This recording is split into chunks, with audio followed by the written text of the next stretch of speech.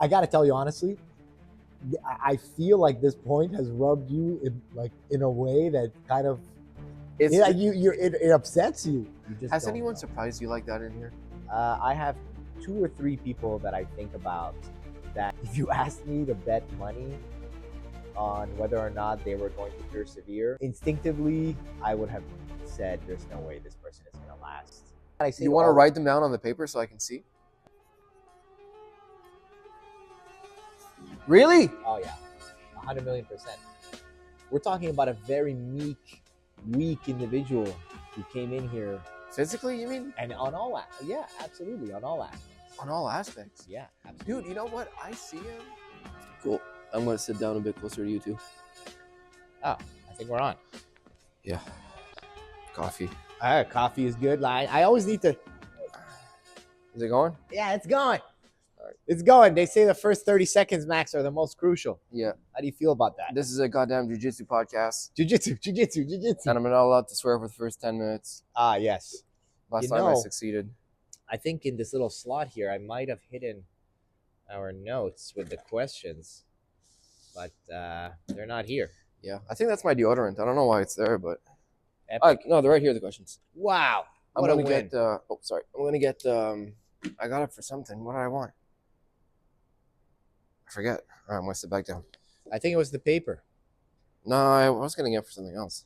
Yeah. Oh, my phone. Ah, fuck it. Who needs it? How we feeling? Oh, I think you were thinking about maybe a timer. A timer for 10 minutes. Well, there are other options, Max. There are other options. I don't know what time it is, but let's press the home button here. And this thing doesn't say the time. So yeah, man, another pod, another day. How we feeling? You have any stories? Stories? Or should we get right into it? I think we need to get into the better habit of getting right into it. Like, hey, welcome to the podcast, White Belt Jiu-Jitsu Podcast with Max and Abby. Today we're going to be talking about a bunch of stuff. Last time we spoke about what are the most common misconceptions beginners have. That video, we ended up not turning on our mics, so you guys are going to have to just assume that answer. Even though we went on for like, no joke. It was a whole podcast. It was the whole podcast on that one question. What are the most common misconceptions beginners have about BJJ? We literally did an hour and 20 minutes on that one question. And now we're going to have to delete it and then empty the trash can, dude. You know when you empty the trash can? Yeah. You know what I'm talking about? Yeah. On a computer. Yeah. It's like gone forever. Yeah. We got to empty the trash can, man. Of what? Of what we said? I mean, that podcast is dead. Yeah, but we can just answer the question again. Again, today. Yeah, dude, what the fuck? Oh, really? Man, you swore. We're in the sorry. first 10. My bad. Dude, I bet you I'm not even going to say the same thing, dude. Wild. So you think we should do it again? Yeah, I mean, no one knows what we said. Yeah, I know. I guess. Yeah, but it's in the ether. That is true. And it is in the trash can. And I bet you that you're not even going to say the same thing again. Do you remember what you said? I'm pretty nuts. I remember everything I say. Oh. But I mean, I'd love to go over it again. Maybe I'll refine it. Maybe the answer will get better. You want me to take it further? Well, first let's read out the question a little bit better. What are the most... actually, this is a question from my wifey, man. Yeah. That's amazing. What are the most common misconceptions beginners have about BJJ and how to overcome those mental hurdles? So, actually, wow, that's really funny. Now that I read the question again, I actually do have a revised answer, as silly as that sounds. Yeah. Because we never really got to the second part of the question, which is how to overcome those mental hurdles, dude. We did not address this. No, we didn't do that. In a whole hour and 20 minutes. Well, you want me to swing first or you want to take a shot at this bad boy? You can go.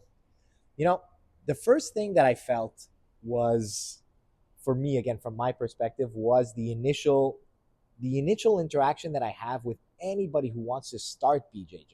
Oh, dude, I remember what we were saying. Yeah, dude. Freaking guys walk in here, they don't even know what BJJ is. They have no clue. And there's like this weird moment where you have to initiate them. You have to kind of like help them understand what they're getting themselves into. And that was like the first part of our 3-part answer. So the Yeah. first part was like, the first misconception is they have no conception of jujitsu. So you have to literally be like, hey, do you understand that you're not allowed to hit the person? That we are kind of playing within these rule sets. You got to give them the whole shebang. You got to break down that you got to burst, I guess, that proximity bubble when they're like, holy moly, like you're gonna get this close to me, like I'm not just gonna be shadow boxing like in front of a mirror. Like there's a lot of stuff that happens in that initial interaction where I see it in their eyes. They're just they had no idea what they were going to expect in that Yeah. moment. Yeah. Is This that is very for the true? guys who are listening right now, who like clicked on this video, you know, like I don't know what the title is gonna be or how we're gonna get those guys to click, but if you're thinking about doing jujitsu, first of all, I don't even know how you could be thinking about doing jujitsu without knowing what jujitsu is. I gotta tell you honestly, I feel like this point has rubbed you in like in a way that kind of It's yeah, just, it upsets you. no, it's just weird, man. Like I've, you know, maybe they have actually a lot of. It's either you're courageous or you're completely ignorant. It's true.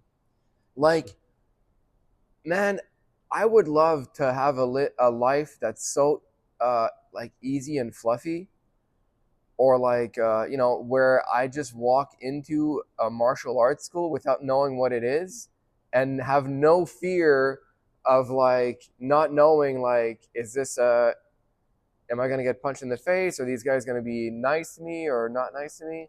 It's crazy, you know, to walk into a club.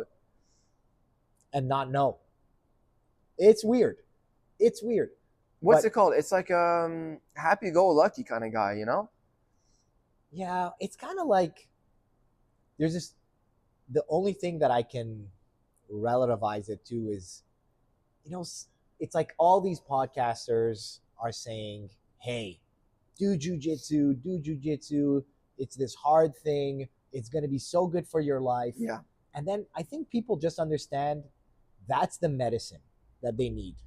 They don't necessarily understand what the medicine tastes like or what the hell even the medicine is, but they're just like they're sold on the idea that I need this. Like my character needs this. So I'm gonna do jujitsu. And that's where it ends. And the rest, they walk in here. All right. Dude, I can pitch That's them fair. on judo that day. They can walk in, I could be like, yeah, jujitsu is judo. But that's crazy, dude, because look, like I got introduced to jiu-jitsu the same way as those guys if they did hear it from a podcast. I heard it first like watching the UFC when like, you know, when Joe Rogan is like, "Oh, you know, he's doing half guard and all that," you know. And then in the podcast, but in the podcast they never say it's easy, man. They always say like that it's fucked up and it's hard and shit, you know? Yeah, for sure.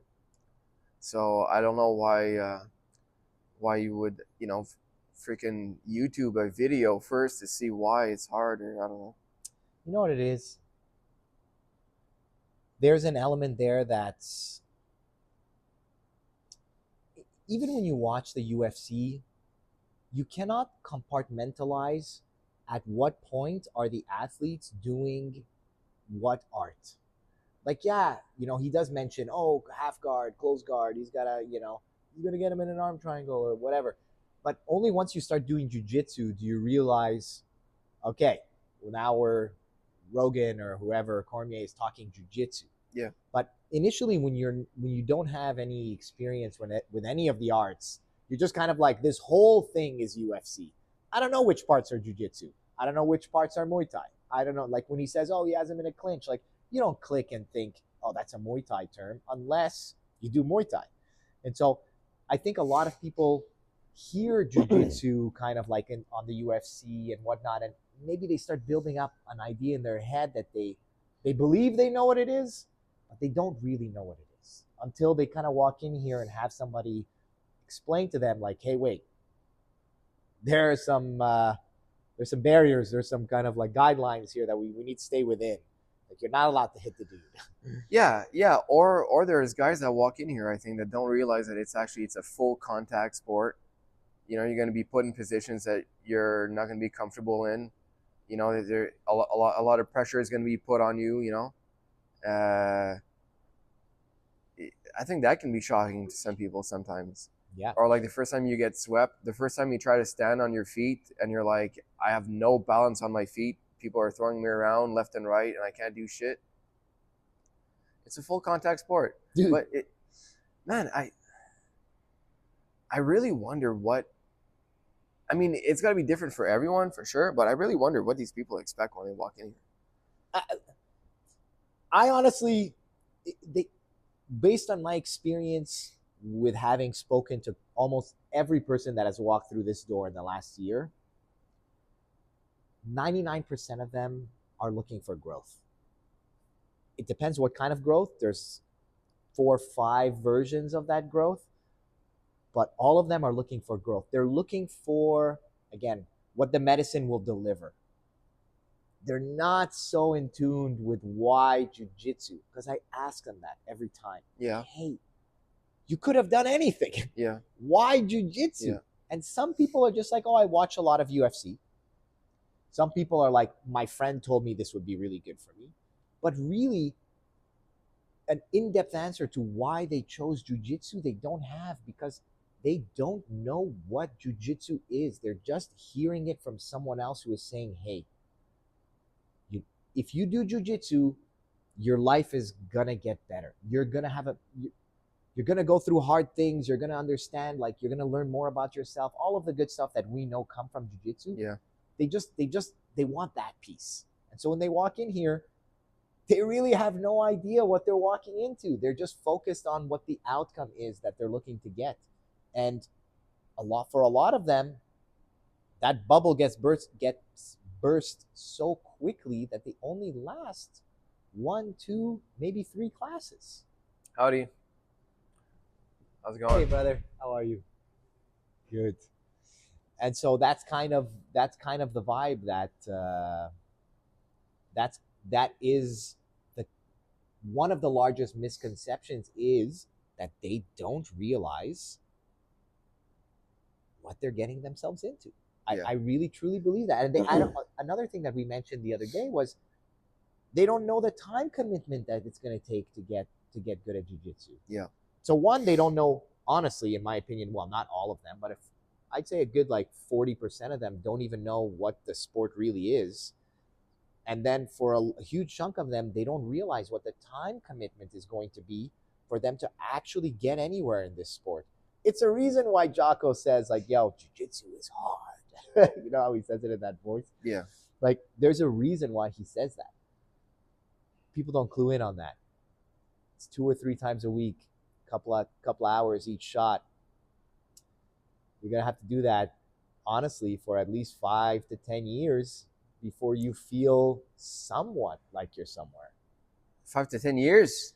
I think so, dude. I only started feeling like I understood jiu-jitsu at around the 5-year mark. Yeah, but you can start having fun at least at 8 months. Oh, for sure. Sorry. Yeah. I mean, fun is going to be there 100%. Yeah. Yes. 5 to 10 years. Like, dude, I've been doing it for 4 years and I feel like I'm doing jiu-jitsu at least, For sure. So that, like, if we're running through the gambit, we went through kind of like the misconception of they don't even know what jiu-jitsu is initially.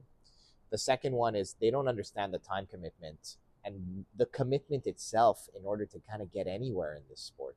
That's a huge misconception people have. Like, they think maybe, I come once a week and, I'm going to, like, no, this almost has to become a part of who you are. Yeah.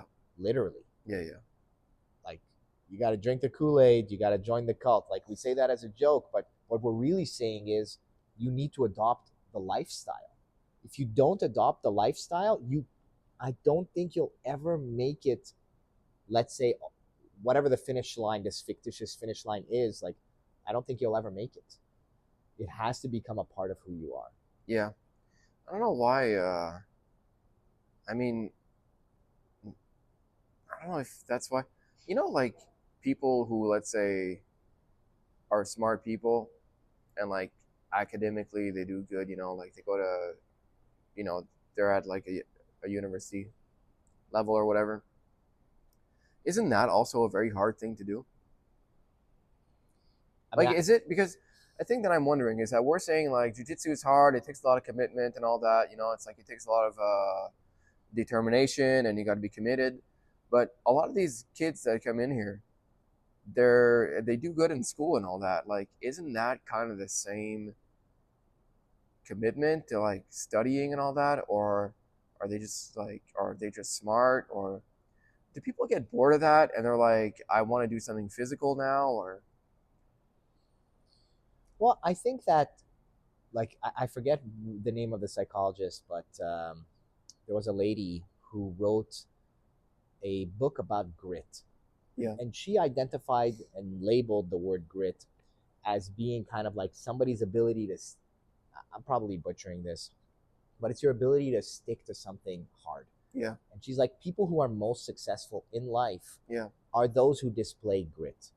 Not so much those who display like innate intelligence or, sorry, like just kind of like, oh, you're just born kind of hyper intelligent. right.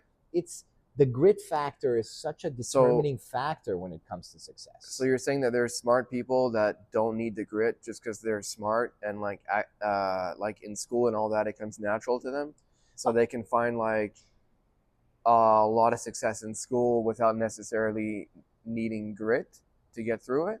Yeah, and it's a So spectrum. then when they come in here, that might not be their, you know, they might be like more of a fish out of the water, because there are some athletic guys and girls that come in here and they kill it in these rooms, you know, like it's less of a grit for them, let's say, than for someone who would come in here who isn't necessarily athletically gifted, you know. But so 100%, you nailed it. Yeah. That's exactly. And even in school there's a spectrum, right? Not everybody is a straight A student. Like, I struggled in school. It Yeah. was hard for me, dude. When I went back to university, like after like a huge hiatus, I couldn't even, no joke, How long was your hiatus? a good like 7 years. How long did you? Yeah. Yeah. How long did you fuck off in CJEP for? 7 years. That was the hiatus. There is no one on this planet, and I promise you, I challenge anybody. Obviously now, because like we do have some US listeners, but in Canada, in Quebec, there's this weird thing that happens between your last year of high school and going to university. And it's supposed to be 3 years of CJEP. It's supposed to be two or three. 2 years of CJEP. Yes. Which CJEP is another building where you go to do some learning before university. Exactly. And you spend 7 years. 7 years there, and again, Okay. I will challenge. But that wasn't a hiatus. You were still in school. Oh, I just never. But went. you were fucking off. I literally, it was the same MO every semester. I go through this like, I can do it. This semester I'm gonna do it. That's I go to class for 1 week, stop going. Dude, for the rest. That's like an overweight person trying to lose weight. You know, they're like, this time I'm going to do it. Yes. And then they go to the gym 3 times and then they get back on their regular routine and they never lose a goddamn pound. Yes. Like, so I was in this infinity loop of like this bullshit story that for 7 years. Yeah, dude, for what, probably 8, I think. Even. You were working in bars and all that? Working in bars, just being silly. Let me ask you something. When you finally did go to university, right? Did you quit your bar job?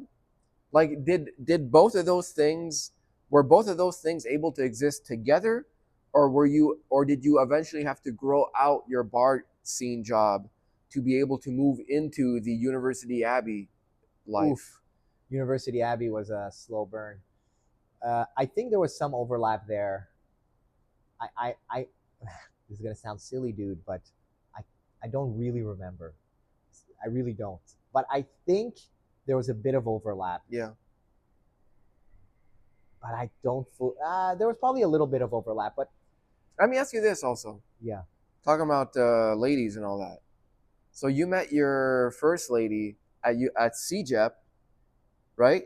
Yeah. So like I was dating someone during CJEP, and that was actually a huge motivation for me to That's what I was gonna say, to dude. go through school. Yeah, it's a funny thing, but it was a motivation for Man, me in that context. The power of ladies, dude. Yeah, ladies are super powerful. Ladies, Yeah, man, yeah, it's amazing. they gotta roll. They do.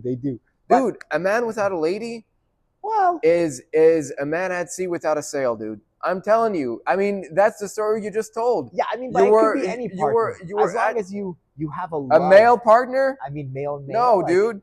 You can want Get that out of for here any- with that shit. It has to be a lady, man. I don't know. Lady is such a motivating factor for a man. Yes. Come on, bro. I mean, you're telling me that it could be your relationship with your father. It could be your relationship. Oh, fuck off! A relationship with your father. Yes, it's a super real. You know, Jocko speaks about this where he says they ask him like, "Hey." No, dude, that I'm telling you, that's I'll push back no on way, this. man. I'm telling you, it could be anybody. It could be your cousin. It could be anything. There's Jocko says out of here. When people come into the Navy SEALs, they ask them, "Hey, have you developed an ability to tell who's going to make it through Hell Week?" That's different.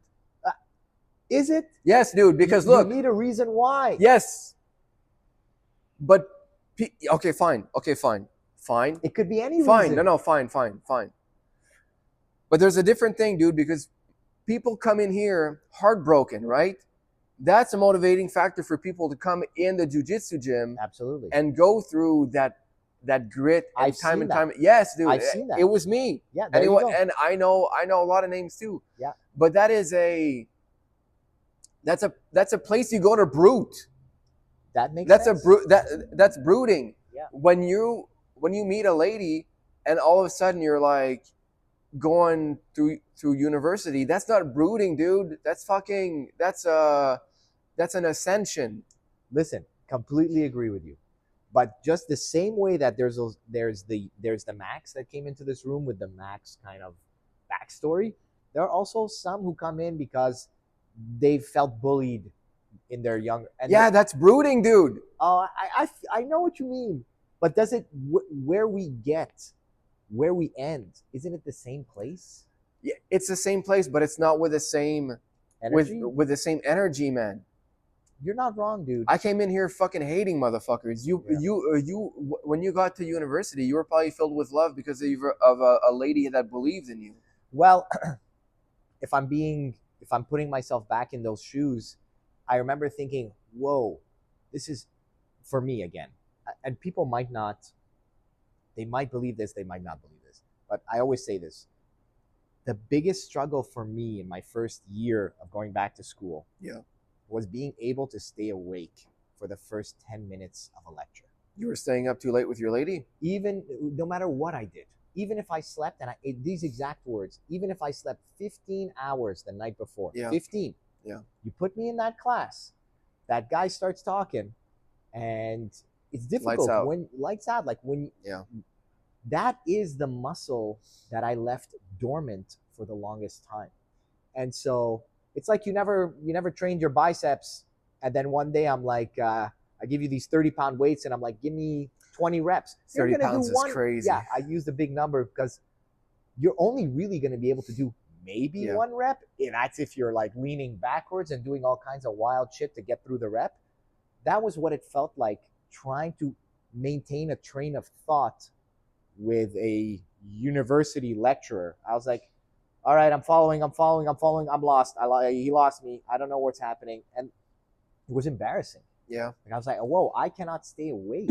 I went through a period like that too, where like, and people get mad at you too, you know? And you're like, dude, I swear to God, I'm trying to stay awake. It's but for whatever reason, dude, I would splash cold water in my face. Like everything. I heard at some point that like if you put cold water on your wrist, it would wake you up. Epic. Bullshit, bro. It doesn't work. I would have tried that. I tried everything, man. And it got to the point where I knew what I was. And then I just went up to the teacher and I was like, hey, to the professor, and I was like, hey, listen, I'm going to sit right in front of you. All right. I'm trying my best. This is as good as it gets. Like, I'll do everything that I can to try and get through this class and try and pass your class. But I'm sitting in front of you because I'm hoping that the shame of falling asleep right in front of your face is going to keep me awake. I'm like, and I'm sorry in advance. His name was Dean Disapaltro.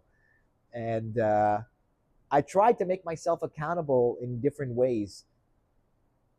But it was like the thought was like, hey, like, there was a, I don't know, there was a lot of shame in those moments, but it was just trying to get through. And I think Yeah. that ability, trying to figure it out, whether Yeah. it be through speaking to your professor the way I did, and I was like, hey man, like that. I was talking to him like riffraff. I was like, hey dude, you got to help me. Like I'm trying to stay awake. Like you need to find a way to get through it. Well, did you try energy drinks or? Uh, yeah, I remember drinking a lot of monsters and a lot of crazy stuff. But those people who are like, coffee does nothing to me. Yeah. Today, coffee does everything to me.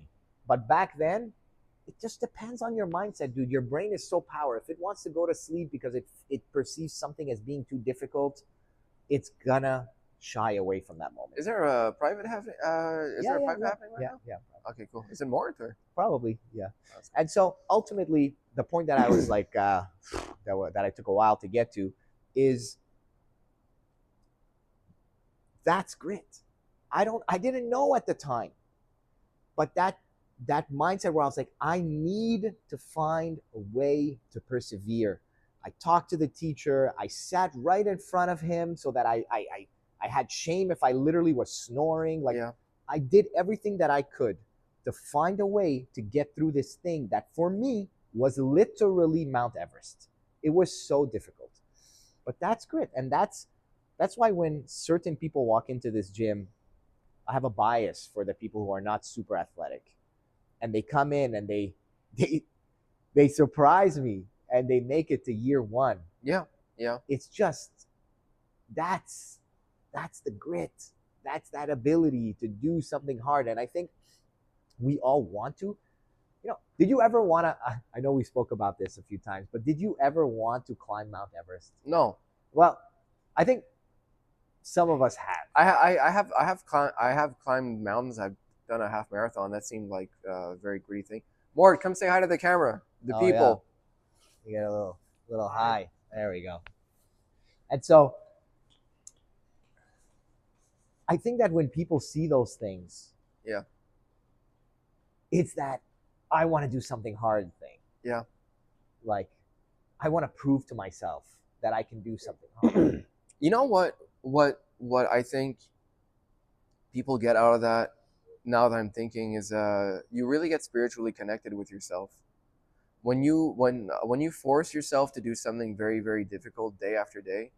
I mean, I experienced that a lot with running, because when you run, you're really by yourself and you're with your own thoughts, and the only person that can keep you from running is you, right?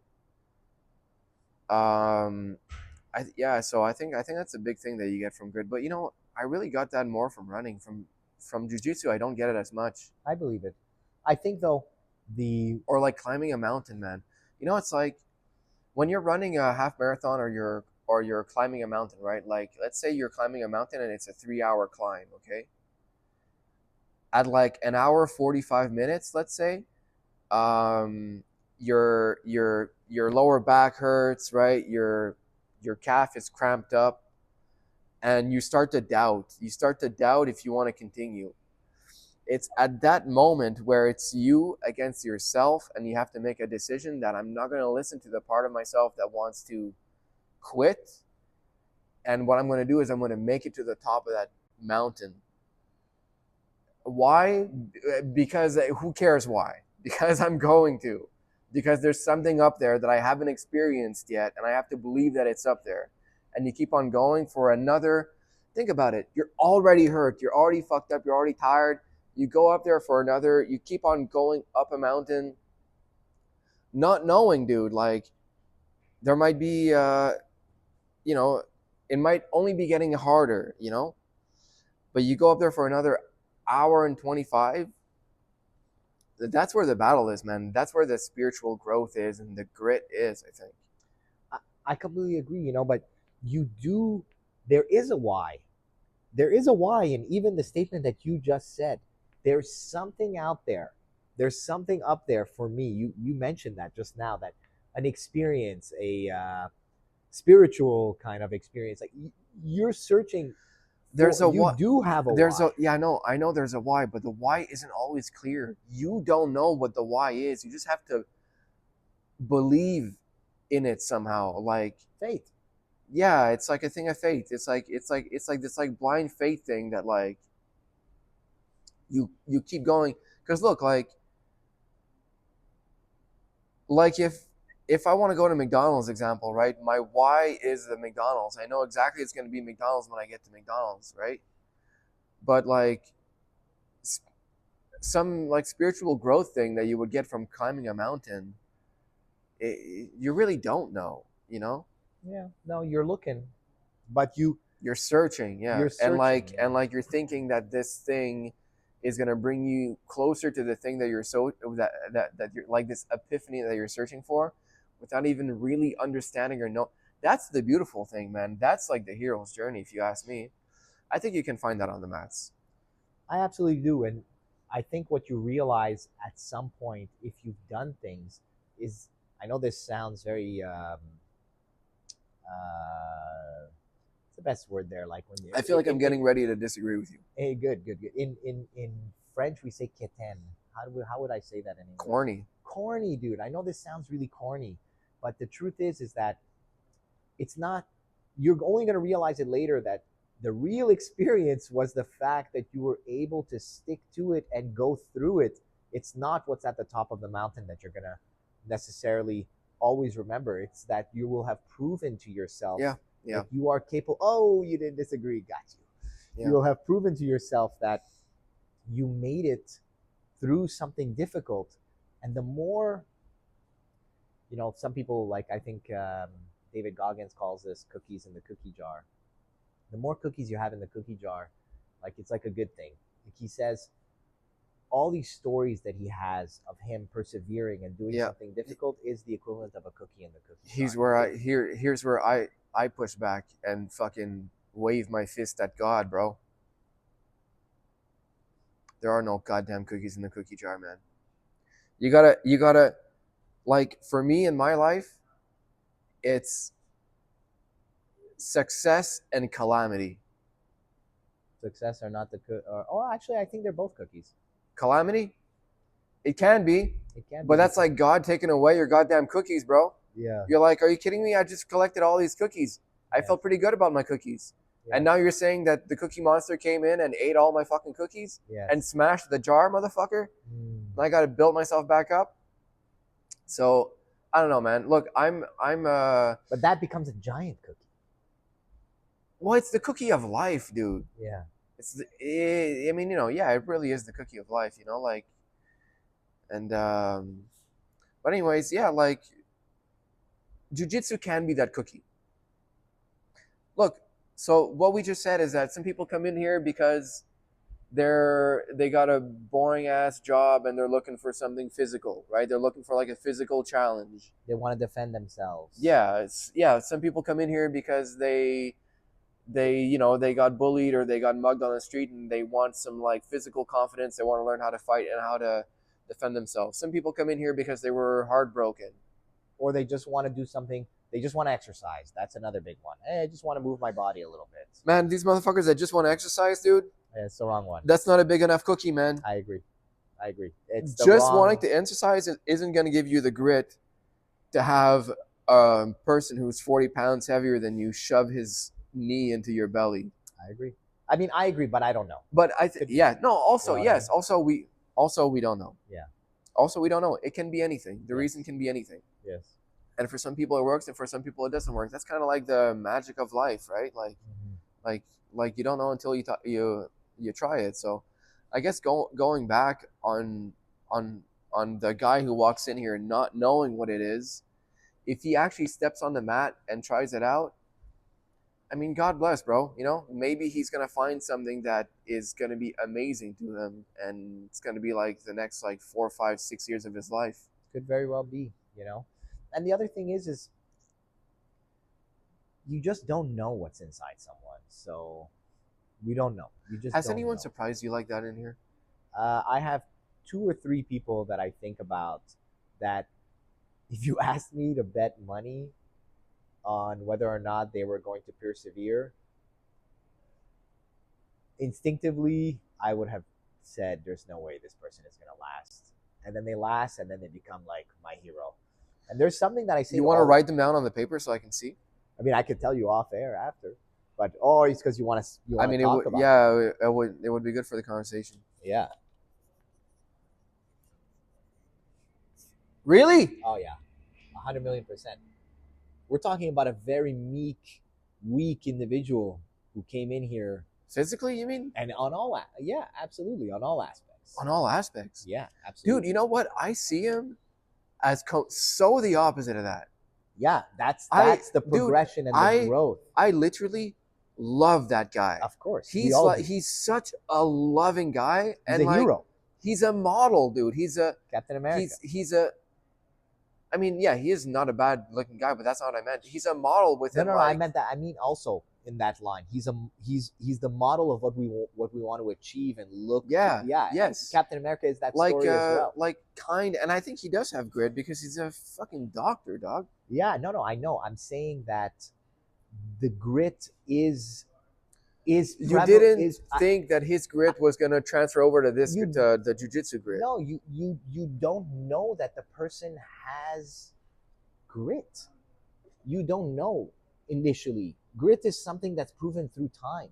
It's not just like, hey, I have grit. Like, bro, I can tell you, I can walk in here first day, I've never done jiu-jitsu, you're the coach, and be like, bro, I went to this school, I did this, I went to this gym, I did this. I'm pitching you on my grit, but bro, you could, like Danaher and like a bunch of these guys say, it's like, okay, whatever, show me over the next 10 years and then I'll agree with you. You know, like, you don't know unless you see it.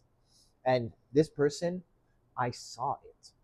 It's not easy to be one of the smaller people in the room to come up with a non. Why are you saying he's small? He's not small now.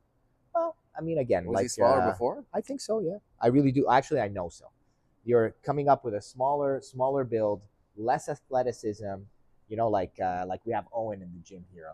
You know, captain of the rugby team, McGill rugby team. Like, you can't say that an Owen and, you know, some of the people that we're thinking about that come in here that are a little bit more on the nerdy side, let's call it that, can't say that there isn't like a huge disparity there on day one.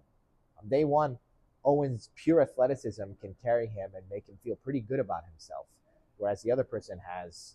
You know, man, there's some people who are just good people. Isn't that nuts? Isn't that nuts? Like, I feel like I have such an evil inside, bro. Just a fucking monkey on my back that's ready to take over, and he's like, "We're gonna burn it down," you know. And I'm like, "Fuck yeah, we're gonna burn it down." I don't think that guy has a monkey in him, dude. I don't think he has a monkey in him just fucking waiting for something to crash to get in that space and be like, let's go, bro. We're doing drugs. You know what I mean? Yeah, I hear you. You know, I don't know if everybody has the same life experience. I admire that so much. Of course. Man. That's why I'm telling you that there are these 2-3 people, that are my heroes. And I say this to people. Anybody who knows me long enough in this gym will have heard me call them my hero. Yeah. And I even I'll comment that on people's Instagram posts, because if you're here long enough for me, yeah, for sure, dude. You're my hero. You get to know people and you kind of fall in love with them. Like, you fall in love with seeing them persevere through hard stuff. That's why they're my hero. I had that with Laurence at not Dream. What was it called? Invincible. Yes. Because at the beginning of her match, she like doubted herself, you know. But even through the doubt, she worked through her doubt, got in the cage, had a match, and won. Yeah, it was amazing. It's the most beautiful. Like, and you commented it. Yeah. If you're confident and cocky, and you win, I mean, it's still kind of cool. You know, you're probably gonna sell a lot of T-shirts. You know, like McGregor. But I way rather see someone go through an internal struggle with themselves and then push through the fear and walk into a competition or a cage or whatever and make it, you know, win.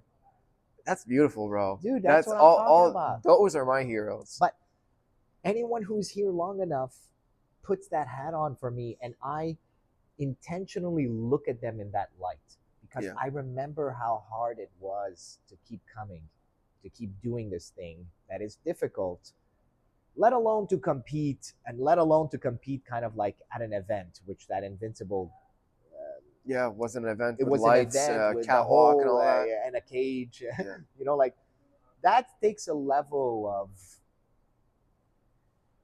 it. What is it? What? Yeah. What It's is it? courage. It's courage to be, and that's why I tell people every week or every other week, hey, it's super important that at one point in your life you compete in Yeah. jiu-jitsu. I don't care about the result. I care that you're courageous enough to face this thing, and you will end up learning something about yourself that you never knew. And then from there, we will see. But it's very important that people go through that step. It's part of the hero's journey. And you have to be the hero in your own storyline, you know, like you're the hero in my storyline because you're showing up and you're trying your best, and I see that you're trying your best, and I know it's not easy. And there's another guy who comes to the noon classes. The noon classes here are filled, we used to call Misfits, it, bro. it's the misfit group, but it's also, at one point we called it the noon of doom, because every guy who came to the noon class Heavyweight. was a freaking heavyweight jacked monster. Like there was like 10 guys that were Goliath. And it was like, holy moly. And then there's this one guy Yeah. who used to always be there. And dude, ragdolled by everybody. Like this particular person never had the chance to have like a role where he's the hammer, because he's going against like just a smaller guy where he can just overpower him and just kind of feel good about himself. Yeah. He never had a role like that. Every noon class, just being smashed by all these bigger guys. And the bigger guys now, even amongst themselves, don't want to go.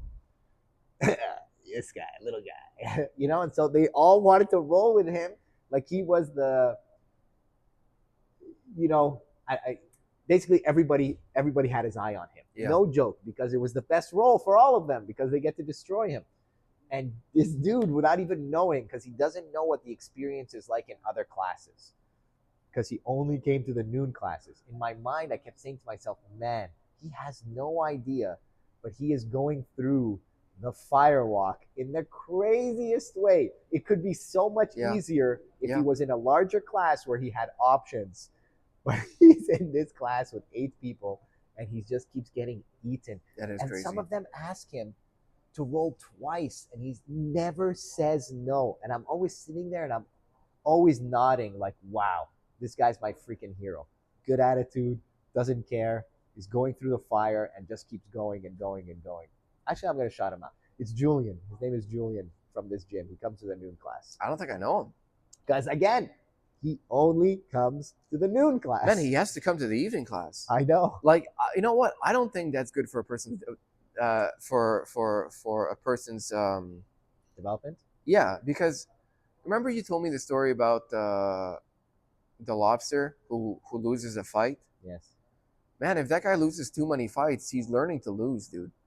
It's bad, dude. You gotta win. You gotta win some. Yeah. So the story about the lobster, just for it's like, so when lobsters fight, they win a fight, and then the lobster who wins the fight gets like puffs up, and he just thinks that he's the shit. So now he's walking around thinking that he's the shit, and that's normally enough to deter the other lobsters to want to fight with him. And the lobster who loses the fight now like becomes really small, and he keeps his claws inside, and he walks around like a wimp, and everyone starts to want to pick on him because he looks like a wimp. So you gotta get him out of there, bro. Well, you know that yes, but he has to know that at one point, he has to know that now he can win. This is over the long run, but there are some people that are coming in that are new. Okay. And now he's going to have that moment. Thank God. Do I know him? I don't know. Again, he only comes to the noon classes. You know, where he has to fight the likes of like Carlin's, Jonathan. It's ridiculous, dude. Yeah. Does he have a schedule that could allow he can come to the weekend classes? I don't think this is an issue for him. I actually do see him come to the weekend classes from time to time, but obviously there's a little bit of like, I don't want to say exaggeration, but there are some people who will come to the new class, you know, but like that are a little smaller. Yeah, but it doesn't change the fact that your major rolling partners are these behemoths. Yeah. And it's a tough day. Like, dude, I avoid some of those roles. I avoid like, them. hey, this and this, I'm sorry, I can't. Like, there's just no way, you know. So, anyways, I think we went. Shout out Julian, man. Yeah, he's a hero. He really is. And recently hit a stride in his jiu-jitsu that made me really notice him. So I'm super proud of that guy. So yeah, any more misconceptions? We went over kind of like people's, they don't even know what the hell is happening before they walk in the gym. They have no idea in terms of the commitment that this is going to take in order to get kind of anywhere.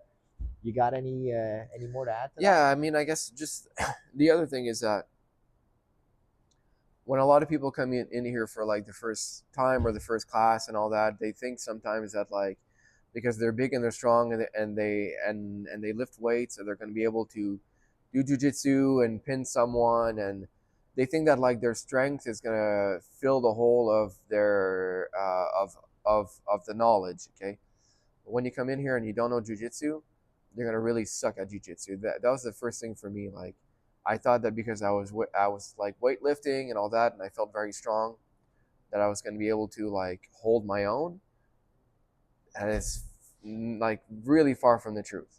Crazy. So there's a learning curve when you come in here.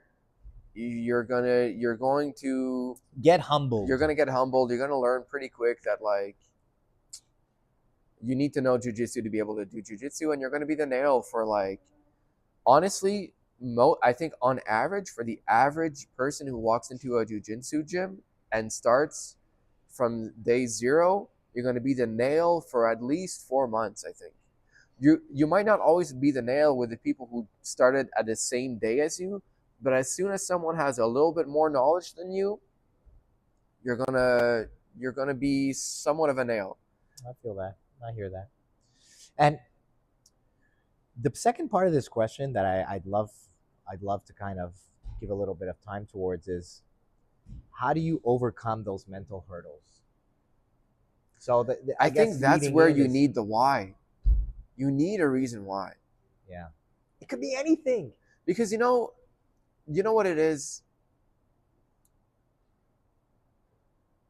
It is a fun. We have fun. We have fun because we make friends and all that, but the actual action isn't like the actual rolling and sparring when you don't know jiu-jitsu and you're just getting beat up actually isn't fun. So you need a reason why, because I'm here to have fun at the beginning just isn't going to be enough. You need a reason why. You need to be like, like whatever it is, you got bullied and you want to learn how to fight, like all of the things that we went through. You got bullied, you want to learn how to fight, you just went through a breakup, you need a place to come and brute and vent or get in physical shape. You want to, Some people literally come here because they want to make friends. That's a super real thing where they're like, hey, this is the place where I make friends. So if this is the cost, I know that sounds a little wild, but if this is the cost, meaning if doing jiu-jitsu and getting my butt kicked is the cost to being part of something and making friends, they're willing to do that sacrifice. I have seen that person come into this gym. They just want to be part of something, be part of a community, and they say, okay, this is the cost I have to pay to make friends and be part of the community because I don't want to be home alone. That's a very real one. It's hard maybe sometimes to put ourselves in other people's shoes, but that is an aspect that I've seen come through these doors. Yeah, but dude, these people could join a chess club or this is where they landed, a book club, or I feel like there's got to be something. Man, I want to interview these people. I'm so curious by these types of things, Mm-hmm. I think it's like you can join a chess club, and I'd love to interview them as well. Like, you can join a chess club, but maybe the person that you idealize is in this room. Isn't in a chess club. I see. Yeah. See, so the type of friend that, or the type of associations that you want, right, is not at the chess club. It could be here. And so again, that want for that type of friend and that friendship is a big motivating. Like, hey, bud, this is the cost. You got to do jiu-jitsu, and they'll ride it through all the way to the end. So I guess what we're pointing out is that the spectrum of why is massive. Yeah. Dude, some people is just like, hey, I want to be able to eat whatever I want. And in order to eat whatever I want, I got to train 5-6 times a week. And this really just juices me. some people it's like it's maybe not so much the monkey on the back like the brute thing that you were saying, but I have had a conversation with somebody who's like, I just need to let some of this energy out. Yeah. It's And called this is the brooding. best way. Oh, that is Yeah, the yeah, same brooding. term? Okay, my bad. You know what that is, brooding? I didn't really. I'm not really. It's like when Being a brute is just sounds yeah, like somebody who's just yeah, but kind of like like. but like brooding is like a chicken that lays eggs, I had no idea. and it thinks that there's baby in the eggs. So when you try to get the eggs away from it, it goes like insane, you know? Oh, So you have to put him in a small cage on a stick where he can't move around, I think. okay. And that can last up to like a few days in the dark, Whoa, this just is so that brutal. he can brood. It's called brooding, so that he can get over his insanity. And then they throw them back in the coop with the rest of the chickens. That's brooding. fucking dark, dude. I kind of wish I never knew that. But Really? yeah, I don't know. That's super It's dark. important, dude. Yeah, I get it. I get it. Like, Yeah. man, some But people that come in is here the with a lot of energy. pain. You Yeah, know what I mean? no, Like, that is the energy. That like is the energy. it's this is a great place to brood, man. Yeah. You know, because you're going through something very personal, Yeah. which is and very hard. Like running is another great place I feel that too. to brood. You know? Yeah. Yeah, I feel that. And yeah, so, man, if you got a brood, fucking come to I've Jiu-Jitsu seen it. gym. I've seen it, man. I've seen people come in with the brute face, and I'm just kind of like, all right, like get out there and let it out. It's gonna be good for you, bro. Yeah, 100%. You know, so the overcoming kind of like these, I guess like sometimes you have like a misconception over the sport, and now like the bubble is burst, and so Right. overcoming that, I've actually given this advice to many white belts. Actually, it's one of the first things that I say to almost any white belt. I say, like in conversation, I'll always say to them, "Do you want to know the secret to lasting in this sport?" I will literally say it in those exact words, and they'll be like, "Yes, of course." And I'll say to them, "Make friends, be part of the community." Damn, that's huge. Yeah, that is the way to overcome a lot of these. Whoa, this is crazy. Yeah. Like, I did not expect this to be the commitment. I did not expect people to get into my bubble. I did not expect this to be so hard. I did not. All of those misconceptions can be solved by being an integral part of the community, becoming a part of the fabric of the community, and making as many friends as you can. And the last thing that I also tell them is like, hey, create a schedule and stick to it. Like, your schedule is your religion. Don't break it for anybody, because you're gonna make up an excuse. I'm too busy, I'm too this, I'm too that. Forget that. Forget that noise. Everybody will come up with an excuse. Your brain, not only can you come up with one and be like, oh, I gotta go see my mom. Not only that, but your brain will be like, I'm super tired, and you will feel tired, and you will not get up. But stronger than all those thoughts have to be this one thought, which is, I am a committed person, and I committed to this schedule, and come hell or high water, I'm showing up to this schedule. And it ends there. There is no afterthought to that thought. It's, I put it on paper, I show up Mondays at 5:30, Sundays at 1:30. If that's your schedule, that's your schedule. Doesn't matter. You always show up. If you can do those three things, you're going to last in this sport. Make some friends, join the community, and stick to your schedule. You're going to last, and you're going to find all the beauty that comes with going up that mountain. It's not what happens at the end.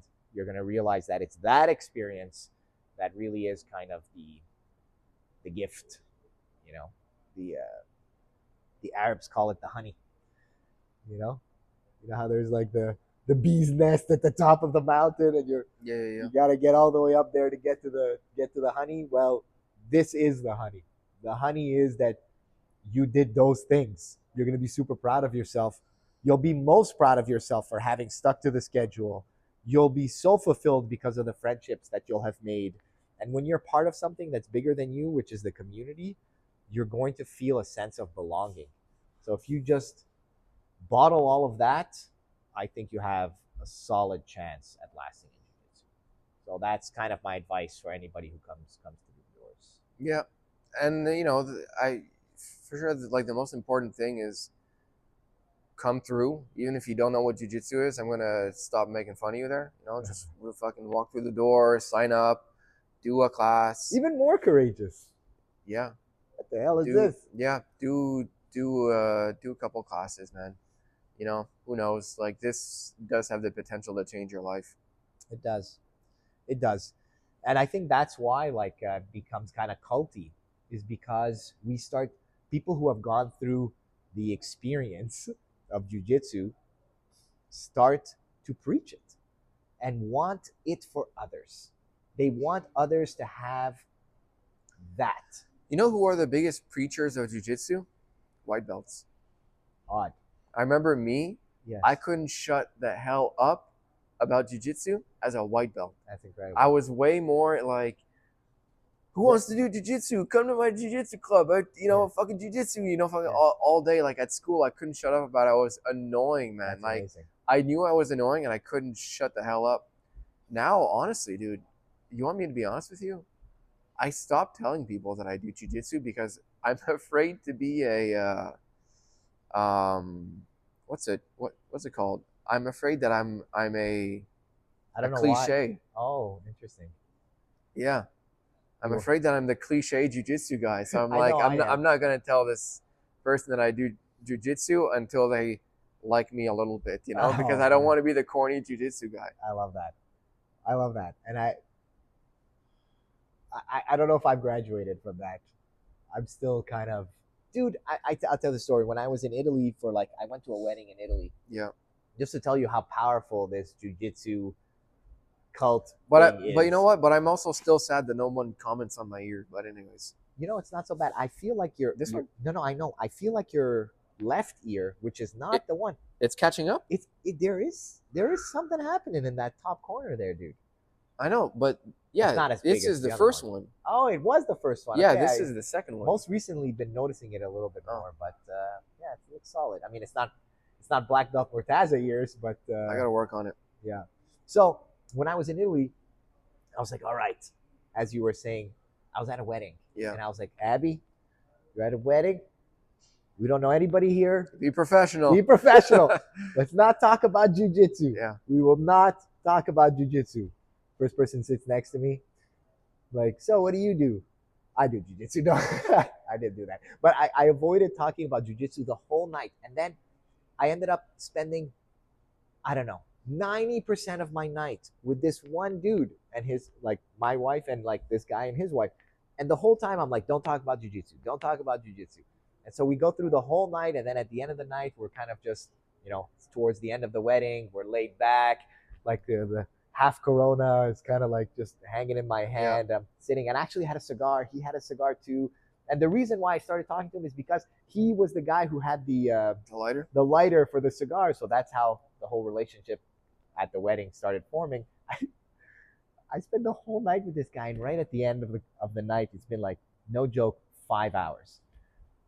I'm like, so what do you do for fun? And he's like, jiu-jitsu. I was like, my God. Get the fuck out of here. This whole time, we spoke about all this other stuff, and I could have been only talking to you about jiu-jitsu and had the time of my life talking to you about jiu-jitsu, and only now do I find out you do jiu-jitsu? I'm like, what belt are you?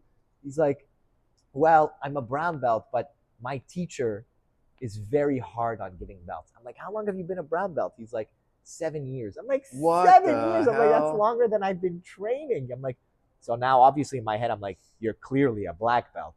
I'm almost embarrassed to tell him what belt I am because he spent 7 years as a brown belt. And I was like, who's your teacher? And he's like, and now mind you, we are in Italy and there are people from Italy at the wedding and from everywhere around the world. And he's like, I'm from Montreal. I'm like, interesting. Get the fuck out of here, I was like, all right. And your teacher is? And he's like, I go to TriStar. I was like, interesting. I was like, he's like, yeah, Faraz is very hard on giving belts. And I was like, this is freaking crazy. I'm like, anyway, so I gave him the whole story. Yeah, that is crazy. But dude, the whole night I kept it in. I just shoved it down and spoke about work and silly things that I was not in the mood of talking about. And right at the end, when my wife is like, we got to go home. I'm like, wait, let's talk jiu-jitsu to this guy who's been a brown belt for 7 years and who trains at TriStar. anyways, it was a super dope experience. So it was very funny at the time. I found it quite amusing. And now that I remember this story, I did tell him that we would connect here, and we still haven't. So He's I'm a gonna no-gi make guy? He's a no-gi guy, yeah. Yeah. TriStar, Yeah. no-gi guy. But I'm gonna make a big effort when we finish this to send him a message and tell him, hey homie, come train. Yeah. Gonna have to go no-gi though. No, don't do that. I won't do that. Yeah. Maybe I'll have him come to a no-gi class and then I'll watch him. That'll be, I think, a win-win.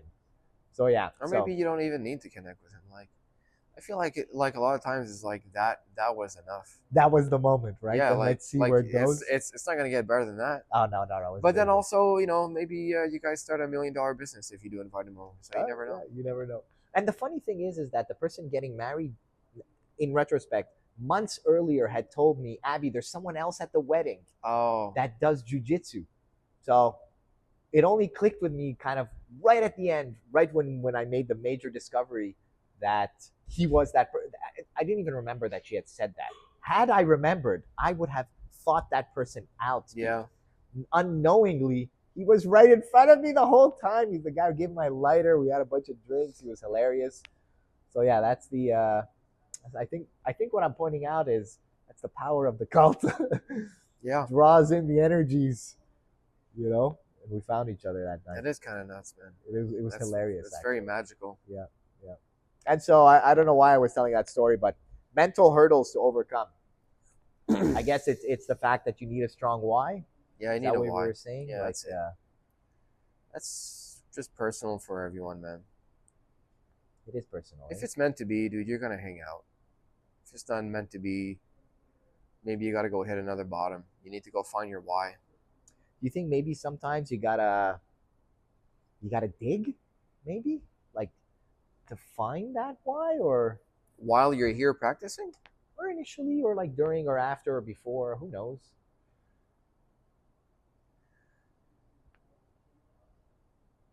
No, I don't think you have to dig. I think it comes to you. I mean, if you're digging because you're looking, I guess it's already come to you. But I think, like a person who's just completely satisfied with their life isn't going to be looking for a why. Why would they? They're in a state of satisfaction. Does that exist? Yes. It does, honestly. Yeah. Like I'm content in every aspect of my life. Yeah, it has a duration. You're not going to be satisfied for your entire life. But yeah, I've been through periods of times in my life where I'm like, wow, I feel great. This is amazing. But like knowing me and knowing my life, I'm like, when I realize that I'm in those stages, I really zone in because I realize that this isn't going to last forever. So I don't take it for granted, Like I never think to myself, oh, I figured it out. Now I never have to worry about anything again. If I'm in a state of like satisfaction, I'm normally like, man, really take this in because this is going to go away. So like whatever it is, whatever source of love that I'm going for, that is giving me this, don't take it for granted, man. Like fucking thank them, thank God, put all your effort in, because everything is ephemeral, dude. I mean, at least that's my like kind of like sad guy philosophy, but that is what it is. But yeah, dude, it exists. I'm sure you've had that. Which part? Satisfaction. Yeah, I mean, I have satisfaction at the end of a role, that went well for me. But that doesn't mean that you haven't been in a place in your life where you're like, my apartment is dope. My girlfriend, I love her. She loves me. I love my job. My boss is cool. I have all these friends that are cool. My car isn't broken down. And then you're like, but man, like this is awesome. And it's been a year, let's say. For sure. I mean, what you just named is like the things, appreciation for the things that you're happy about in your life. But I can easily, at any point in my life, literally at the drop of a dime, go the other way and name you 100 things that are not going my way. At any point in my life, you tell me, Abby, do that thing, and I will be able to name you just as many things that are not going well in my life. Like that, what? Do those things matter? That's the question. How much importance or how much mental energy am I going to put towards the negative things. What could it possibly be, dude? Like, you want me to give you you want to play that game? I mean, give me one so that I can freaking. I don't think though. Whatever it is, it doesn't matter, man. Like if you have those basic things covered, like what are you doing, man? Why are you punishing yourself by being like, oh, I have a Lexus, but I really want a Mercedes Benz? Shut the fuck up, you idiot. Yeah, I mean, I completely agree with you. Like that is appreciation, but there are some people who are going to do the opposite of that and not be content or be appreciative of what they have. Yeah, I mean, I'm not like that. I know, like, yeah, but that's their struggle, and I respect their struggle. You know, like I respect that, like in this incarnation of their life, that's what they're gonna be struggling with. But man, dude, you give me like uh, toast and honey and a cup of coffee and someone to love me, and I'm like, yo, what else do I need, dog? I mean, amazing.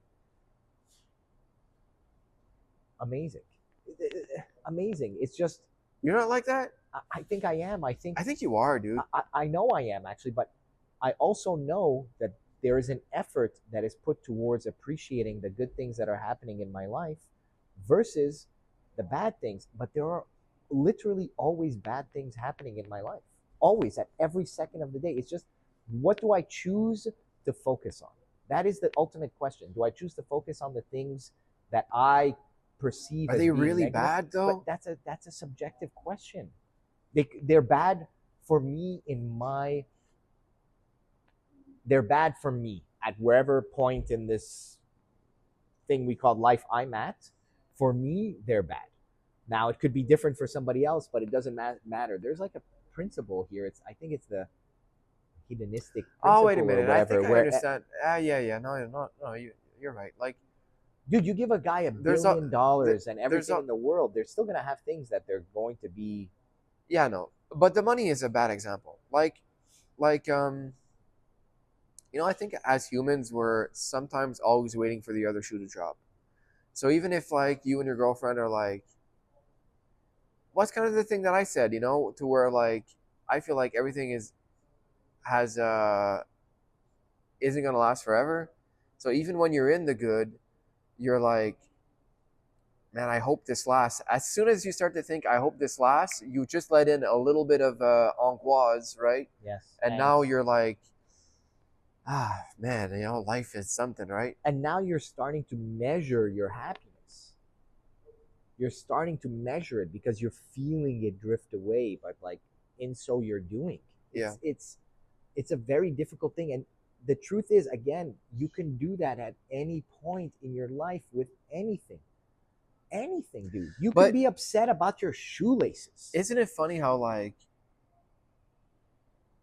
you can do it when you're going good, right? You can be like, "Oh, I hope this doesn't going away." That's the hope and fear thing in the back, dude. Yeah. Hope and fear walk hand in hand. As soon as you're like, "Wow, this is really good. I hope this lasts forever," you just let in a little bit of space for some anxiety to come in, because when you hope, it's because you also there's a fear part that you like you're holding on to something that you don't want to let go, and that comes with some fear. I mean, holding on to anything. Yeah, dude. I mean, I think ultimately what this, obviously this is the biggest conversation of Oh, wait, yeah, hold on. Yeah. But that's what I was going to say. But it's like, we do that when things are going good. We don't do it so much when things are going bad. It feels like bad feels more real than good. Like when I have something really bothering me in my life that's causing me a lot of anxiety, it's so obvious that it's a problem that I have to solve, right? But when things are going good in my life and I just have that a bit of anxiety that I would like to hold on to it, there actually is no problem. It's the anticipation of a problem. So it's funny how we can't reverse that. You know, it's like, yeah, things are obviously bad, and then good things are not obviously good or bad. We take them for granted. What a fucking joke, dude. We take them for granted. And I think there's a psychological principle where it's like you feel the pain of loss before the loss. Well, not only that, but like, I don't know what the X is, but let's say like 5x more than you feel any sort of gain. And that is like a real, like it's encoded in You our know, DNA so that we can survive. I actually speak about that with Mort sometimes. It's like there is a romance to suffering. I think it's because you get to feel it so much more, and you're mourning something that you lost. It's like you're mourning something that you really loved. There is like a romantic aspect to that. You know what I mean? 100%. I think that's why guys and gals get stuck on that, bro. I believe that. Stuff to get away from that. I believe that. I believe that. You know, we're trying our best. We do our best. And I think, like, honestly, at any point in your life, you can, there's a, there's, we are making, if you're religious, one of the biggest, I don't know, if you have any sort of faith in anything, or even if you don't, everything is about choices. Everything. Literally, we're making a bazillion choices every day.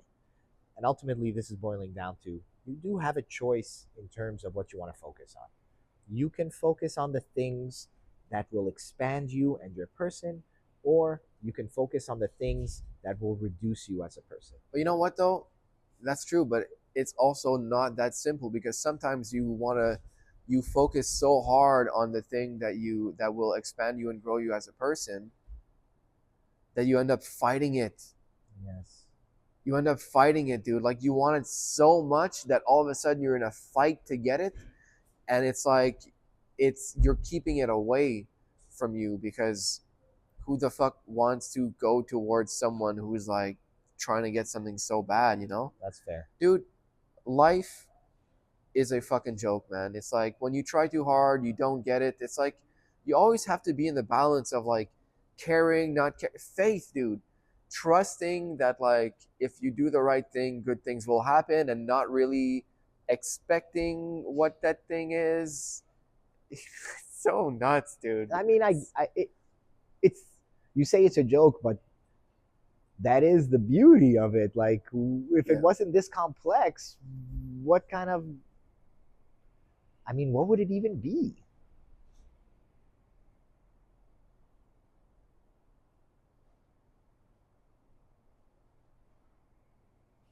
I don't know, but it is though. It is. It is, and there's no way out. And I mean, there's a way out, but I wouldn't, you know. we don't suggest it. Yes. Yeah. Well, I mean, ultimately, I think we made the rounds. There is something to this thing. This might have been the least. We started strong jujitsu, and then we ended really into philosophy realm. You think if we say jujitsu 100 times, At the end of the it'll podcast, fool the it algorithm? has to be at the beginning of the podcast. No, I'm just playing. Well, I mean, if we do tie it all back in, at the end of the day, what we're talking about and how we're trying to sort these things out, these struggles are the same. I know this is going to sound crazy, but to those who know, they know. These are the same struggles that you struggle with on the mats. It just is, and that's part of the reason why we love this sport. Is the ups and downs. The things are going good, things are shit. you know, that meme guy where he's like, sometimes it's good and sometimes shit. Like your jujitsu, sometimes it's freaking amazing, and bro, sometimes it's freaking garbage. And you're like, you are so down about your jujitsu, but I think the things that stick are the things that are like micro versions of life, like micro representations, and in a very short format, jujitsu mirrors the complexities and the difficulty and the struggles of life, and that's why like people stick to it and are kind of addicted to it. Is in a weird way you're sorting out your life. I know that sounds wild, but I know that people who are listening know what I'm saying to be true. It is you sorting yourself out. You can't hide on the mats. Like you can try, but whatever it is that irks you, whatever it is that top of mind, whatever thing you're dealing with, it's coming out of you, and it'll either be to your success because you're doing things in the right vein, or to your detriment because you're allowing those negative whatever to just take hold. And that is part of the addiction. And when you kind of go through one cycle of that, you start to get even more addicted to like, okay, like I can't wait for the up. I can't wait for the good side of what's gonna come from this. Yeah. Should we call it? I think we're calling it. That's another one in the books. Let's hope the microphones worked on this one. Yeah. All right, homie. You think it's gonna be a good one, this one? I think so, man. I think we're always good ones. Yeah. There's no such thing as a bad one. Hey, we did it. Later, guys. Oh man.